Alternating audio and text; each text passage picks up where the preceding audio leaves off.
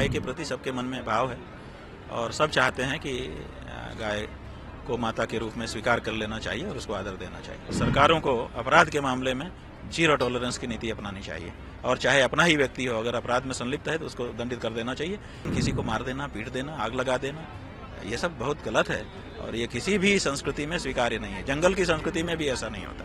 पाकिस्तान में तो हमारा ही भाई है, बंटवारा ही तो हुआ है हम लोगों में, और क्या हुआ है? बंटवारा से ज्यादा तो नहीं हुआ। अगर बंटवारा हम दो भाइयों में हो जाता है तो हम दुश्मन होते हैं। यात्रा हमारी पूरे देश में चल रही है, सभी प्रदेशों में हम जा रहे हैं, वहाँ गौ प्रतिष्ठा ध्वज की स्थापना कर रहे हैं और सब जगह से बहुत बड़ी संख्या में लोग निकल करके आ रहे हैं और हमको समर्थन कर रहे हैं। सब कहते हैं कि ये तो होना ही चाहिए। यहाँ तक कि हिंदू के अलावा मुसलमान और ईसाई और दूसरे लोग भी मिल रहे हैं, वो भी कह रहे हैं कि आपकी मांग अच्छी है और जल्दी से ये हो जाना चाहिए।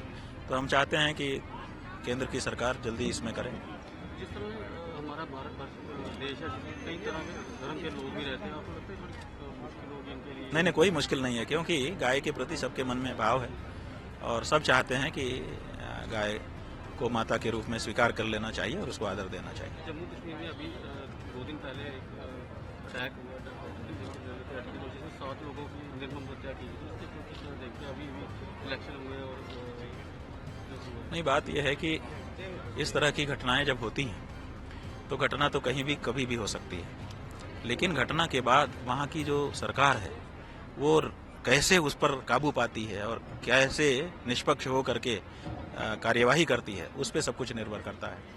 तो अगर सरकार निष्पक्ष होकर कार्यवाही करे तो आगे दूसरी बार, तीसरी बार ऐसी घटना होना बंद हो जाएगी, और नहीं करेंगी तो मन बढ़ा रहेगा लोगों का और कुछ भी करेंगे, तो ये ठीक नहीं होगा।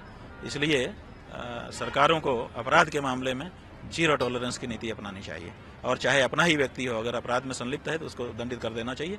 बाकी आप ऐसे करो, नारा लगाओ, तर्क शक्ति से काम करो, वाक युद्ध करो, ये सब चलता है। आपका कोई मतभेद है, आप वाणी से एक दूसरे के खिलाफ बोलो, लेकिन किसी को मार देना, पीट देना, आग लगा देना, ये सब बहुत गलत है और ये किसी भी संस्कृति में स्वीकार्य नहीं है। जंगल की संस्कृति में भी ऐसा नहीं होता।